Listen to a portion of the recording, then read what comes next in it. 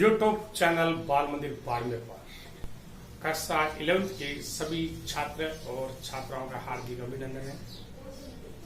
प्रश्नावली 1.1 प्रश्न नंबर 5 निम्नलिखित समुच्चयों के सभी अवयवों के सदस्यों को सूचीबद्ध कीजिए। सूचीबद्ध का मतलब होता है कि आपको निर्माण रूप दिया गया है, रोस्टर रूप में लिखिए। रोस्टर रूप में लिखिए। इससे पहले वाला प्रश्न अपने किया था, उसमें रोस्टर रूप दिया हुआ था, अपने निर्माण रूप लिखा था। अब निर्माण रूप में दिया है, रोस्टर रूप में लिखेंगे। तो आप देखो प्रश्न नंबर 5 का पहला समुच्चय ए में निर्माण रूप दिया x कोलन x एक विषम प्राकृत संख्या है, यानी विषम प्राकृत संख्या है। तो आप देखो विषम प्राकृत संख्या का समुच्चय क्या होगा?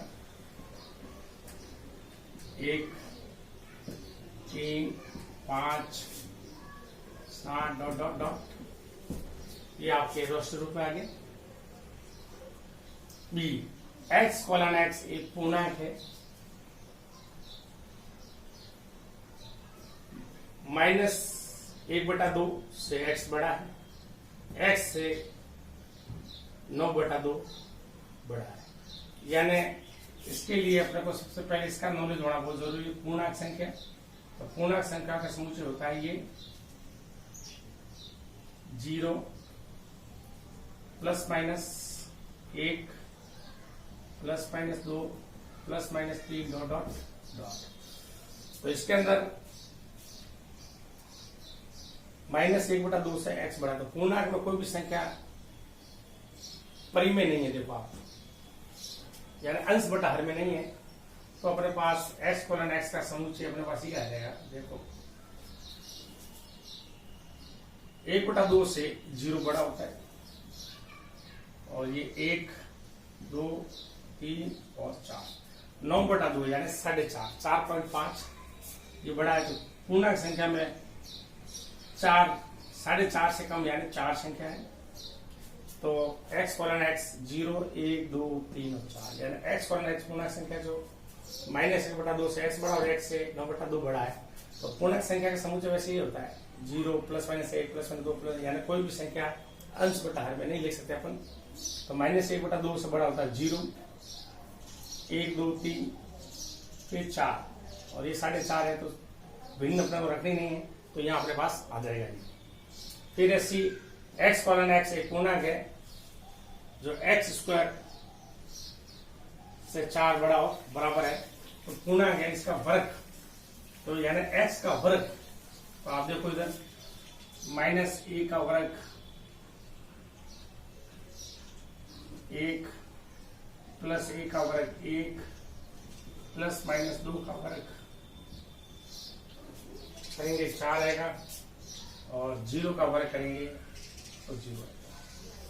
तो इनसे 0 से 4 से और प्लस माइनस का वर्ग से करेंगे तो ये बड़ा होता है। तो इसका समुच्चय आ जाएगा ये x कोलन x एक पूर्णांक है 0 ±1 ±2, ऐसे भी ले सकते हो। चाहो तो इसको ऐसे भी ले सकते हो।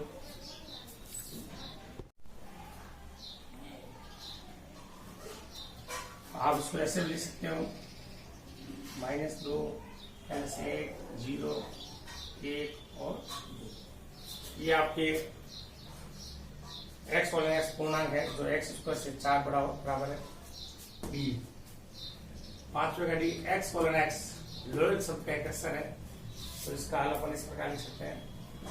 समुच्चय में कोई भी रिपीट नहीं होता है, इसका डायरेक्ट रोस्टर रूप लिख सकते हैं अपन L O Y और A। ये इसका रोस्टर रूप समुच्चय में कोई रिपीट नहीं होता है। ये आपके लोअर शब्द का अक्षर है जिसका निर्माण रूप दिया है, रोस्टर रूप हो गया। ठीक, फिर है E x कोलन x वर्ष का ऐसा महीना जिसमें 31 दिन होते हैं, यानी x कोलन x वर्ष का ऐसा महीना जिसमें 31 दिन होते हैं, यानी 31 दिन वाला महीना। एक मिनट।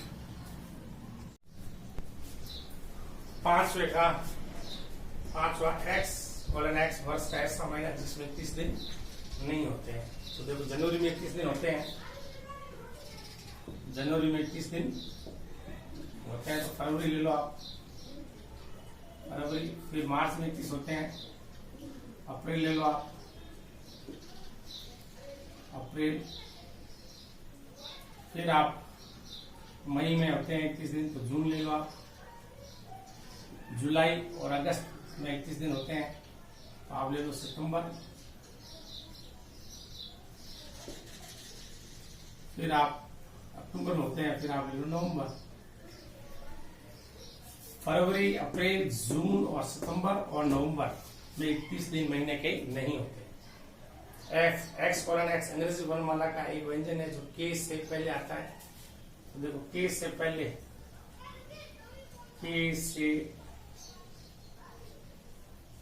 पहले के अंग्रेजी वर्णमाला के अक्षर, जिसमें देखो A B C D E F I J K. तो ये के से पहले क्या आते हैं, जिसके अंदर व्यंजन चाहिए, तो ये स्वर है, ये स्वर है और ये 3 स्वर है, तो इनका समुच्चय आ जाएगा अपने पास बी सी डी एफ और जे। एक्स कोलन एक्स अंग्रेजी वर्णमाला के व्यंजन है जो के से पहले आते हैं, बी सी डी एफ और जे। ए ई आई ये स्वर है अंग्रेजी वर्णमाला के, इसलिए ये के से पहले आते तो हैं, लेकिन ये स्वर है, व्यंजन नहीं है। तो एक्स कोलन एक्स अंग्रेजी वर्णमाला का व्यंजन है जो के से पहले आता है, बी सी डी एफ और जे। ये आपको प्रश्न नंबर 5 कंप्लीट हो गया है। नेक्स्ट प्रश्न लेते हैं।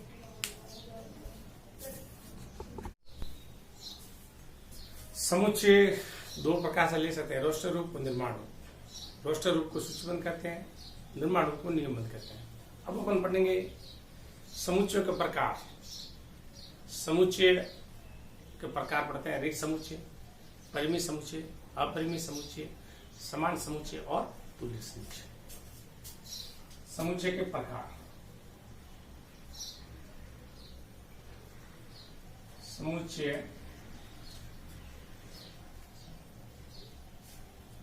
के प्रकार, समुच्चय के प्रकार पढ़ेंगे, यानी समुच्चय कितने प्रकार के होते हैं। सबसे पहले अपन पढ़ते हैं रिक्त समुच्चय।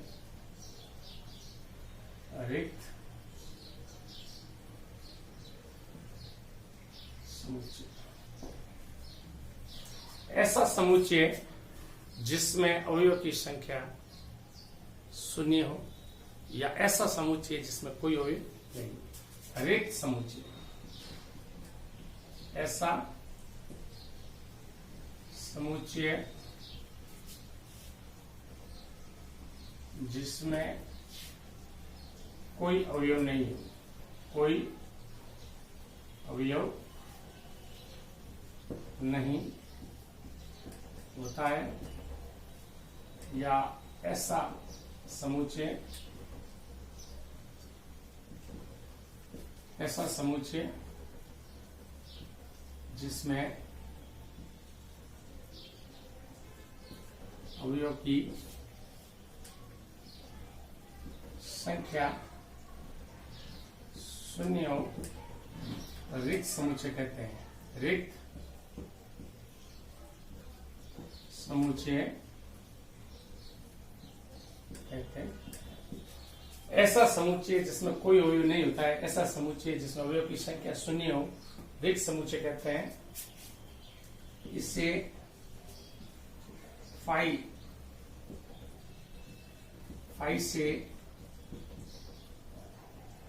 निरूपित, रिक्त समुच्चय को फाई से निरूपित करते हैं। जैसे रिक्त समुच्चय कैसे, जैसे रिक्त समुच्चय यानी जयपुर के निवासी जो राजस्थान के निवासी नहीं है, जयपुर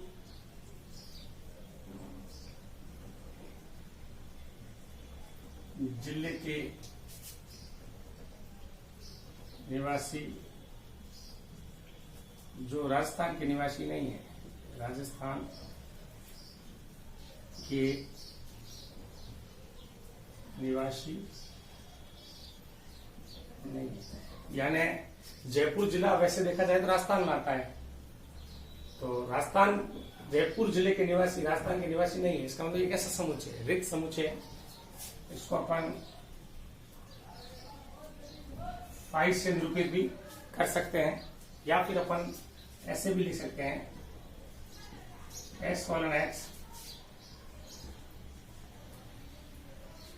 3 से x, आप चाहो ऐसे भी लिख सकते हो x से 3 बड़ा और x 5 से बड़ा। इसमें को देखो x से तो 3 बड़ा है लेकिन 5x बड़ा है, ऐसा कोई समुच्चय है ही नहीं। ऐसा इसको भी अपन क्या रिक्त समुच्चय कह सकते हैं। x कॉलन x से 3 बड़ा है लेकिन 5 से x बड़ा है, यानी ये संभव नहीं है। कैसा समुच्चय? रिक्त समुच्चय। जयपुर जिले के निवासी जो राजस्थान के निवासी नहीं है, ये भी कैसा समुच्चय? रिक्त समुच्चय है। और अपन अब पढ़ते हैं दूसरा समुच्चय, परिमित समुच्चय।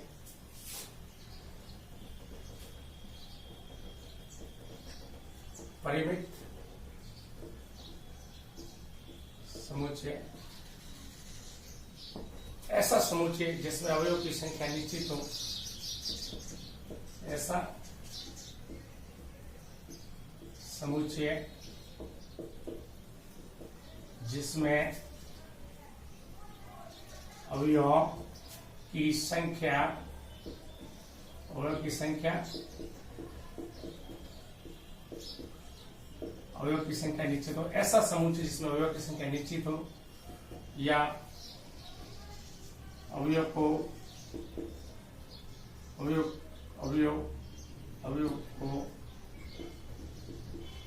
गिना जा सकता। जैसे अपने पास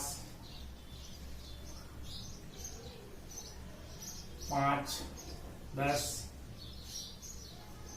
15, 20 और 25, ये 5 के गुणज है, यानी 5 का पारा 5 आया तो 5 और गिन सकते हैं इसको। 5, 10, 15, 20, 25 ठीक परिमित समुच्चय। फिर अपन ऐसे भी लिख सकते हैं 1, 2, 3, 4, 5। 5 तक प्राकृत संख्या है, परिमित है। और ऐसे भी लिख सकते हैं अपन 1, 2, 3 डॉट 100 तक प्राकृत संख्या है जिनको अपन गिन सकते हैं। परिमित समुच्चय ऐसा समुच्चय जिसमें अवयव की संख्या निश्चित है या अवयव को गिना जा सकता है, परिमित समुच्चय कहलाता है। अवयव को गिना जा सकता है। कैसा समुच्चय है? ऐसा समुच्चय जिसमें अवयव की संख्या क्या हो? निश्चित हो या अवयव को गिना जा सकता है, परिमित समुच्चय कहलाता है। जैसे 5, 10, 15, 20, 25 गिन सकते हैं। 1 से लेकर 5 तक संख्या है, 1, 2, 3 यानी 100 तक संख्या अपन गिन सकते हैं। तो परिमित समुच्चय। अपरिमित समुच्चय ऐसा समुच्चय जिसमें अवयव की संख्या निश्चित नहीं हो। तीसरा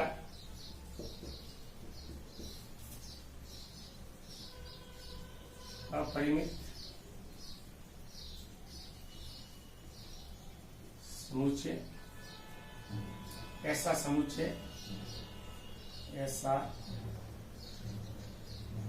समुच्चय जिसमें अवयव की संख्या निश्चित नहीं हो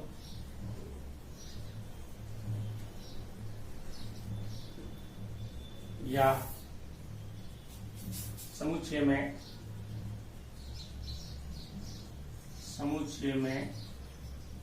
अवयव को गिना ना जा सके,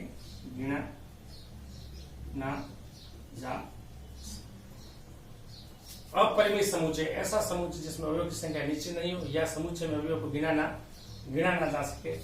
जैसे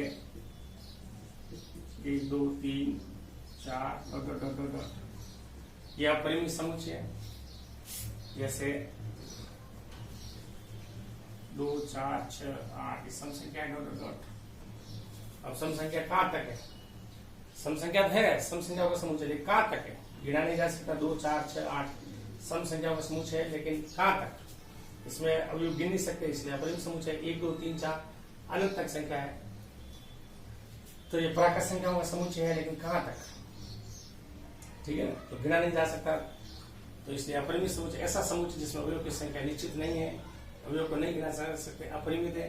परिमित समुच्चय ऐसा समुच्चय जिसमें अवयव की संख्या निश्चित है, अवयव को गिना जा सकता है। 5 10 15 20 25 5 अवयव है, 1 2 3 4 5 अवयव गिन सकते हैं। 1 2 3 100 तक है प्राकृत संख्या, 100 तक गिन सकते हैं। अब अपने पास बचा है परिमित आ गया, अपरिमित आ गया, रिक्त समुच्चय आ गया। अब अपने पास बचा है समान समुच्चय और तुल्य समुच्चय।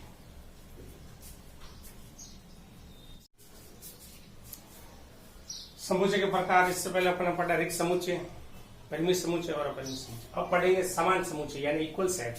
दो ऐसे समुच्चय जिसमें समुच्चय ए और समुच्चय बी दोनों बराबर है, यानी समुच्चय में अवयव की संख्या भी समान होनी चाहिए और अवयव भी समान होना चाहिए। यदि समुच्चय ए का प्रत्येक अवयव समुच्चय बी में उपस्थित हो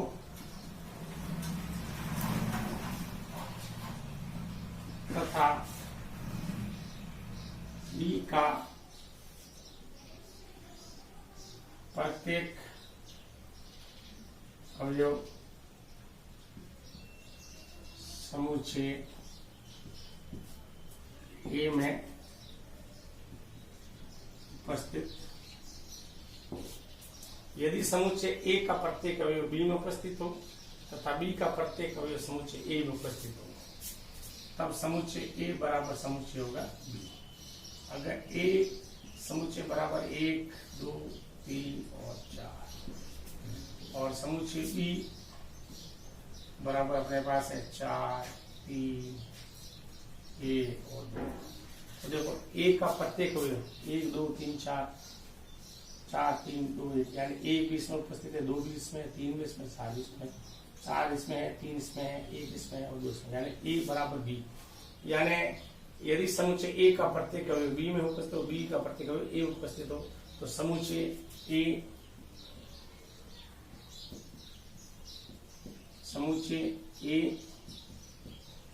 और बी दोनों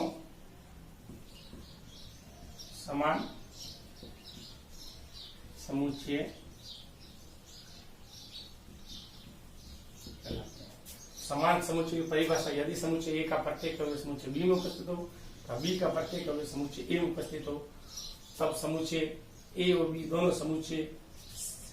दोनों समान समुच्चय कहलाते हैं। और अब इसमें समान समुच्चय एक और समुच्चय तुल्य समुच्चय है। तुल्य समुच्चय, इसमें ए का प्रत्येक बी में होना चाहिए, बी का प्रत्येक ए में उपस्थित होना चाहिए। तुल्य समुच्चय ऐसा समुच्चय, ऐसे दो समुच्चय, ऐसे दो समुच्चय या अधिक समुच्चय, दो या अधिक समुच्चय जिसमें, ऐसे दो समुच्चय या अधिक समुच्चय जिसमें अवयव की